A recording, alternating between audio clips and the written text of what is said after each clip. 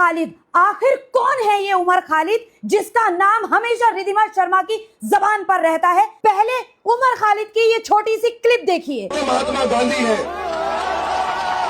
हमारे नेता बाबा साहब भीमराव अम्बेडकर है। नरेंद्र मोदी ने बोला इनके हाथ में तिरंगा देख के बहुत खुशी हुई। नरेंद्र मोदी साहब 1947 से हमारे दिल में और हमारे हाथ में तिरंगा है। आपको आरएसएस के मुख्यालय पे 50 साल लगे थे तिरंगे लटकाने के लिए। उमर खालिद वो है जो इस देश को बचाने की लड़ाई लड़ रहा था। उमर खालिद वो है जो इस देश के संविधान को बचाने की बात कर रहा था। देश की सरकार ने एक फैसला लिया जिसके खिलाफ उमर खालिद सवाल पूछ रहा था, लेकिन सवाल पूछना ही उसके लिए सबसे बड़ा गुनाह हो गया। अमरावती में उसने एक भाषण दिया जिसमें ना ही किसी तरह की गाली थी, ना ही कोई बंदूक चलाई गई, बल्कि वो मुसलसल अपने भाषण में गांधी जी का जिक्र कर रहा था। और ना ही उसके इस भाषण के बाद किसी तरह का दंगा हुआ, ना किसी तरह की गोली चलाई गई।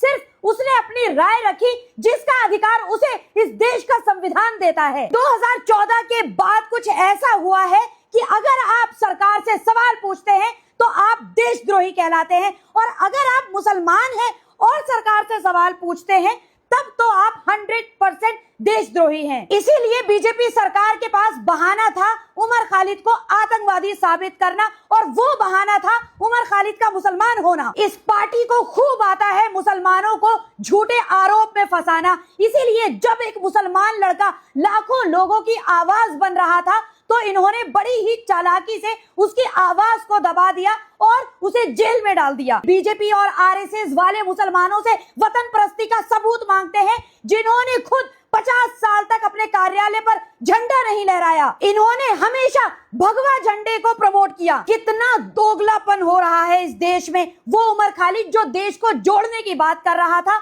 उसे देशद्रोही कहा जा रहा है, लेकिन ये नफरती कीड़े जो खुलेआम गांधी जी को गंदी गंदी गालियां बकते हैं, बाबा अंबेडकर पर उंगली उठाते हैं, देश के संविधान पर उंगली उठाते हैं, उन्हें देशभक्त कहा जाता है। रिद्धिमा शर्मा जैसी अनपढ़ और गंवार औरत को इतनी गंदी बयानबाजी पर भी अगर देशभक्त कहा जाता है तो आप समझिए कि उसके पीछे कितना बड़ा सपोर्ट है, जबकि असल देशद्रोही यही औरत है। ऐसे नफरती कीड़ों से मैं कहना चाहूंगी कि ये देश किसी के बाप का नहीं है। इस देश की सरजमीन पर हमारे बुजुर्गों का भी खून शामिल है, तो ये देश हम सब का है। इस देश के भाईचारे को ऐसे नफरती कीड़े भंग करना चाहते हैं जो हम सब होने नहीं देंगे। आप सब लोगों की इसके बारे में क्या राय है मुझे कमेंट बॉक्स में कमेंट करके बताइए। अपना ध्यान रखिए, सुरक्षित रहिए। जय हिंद।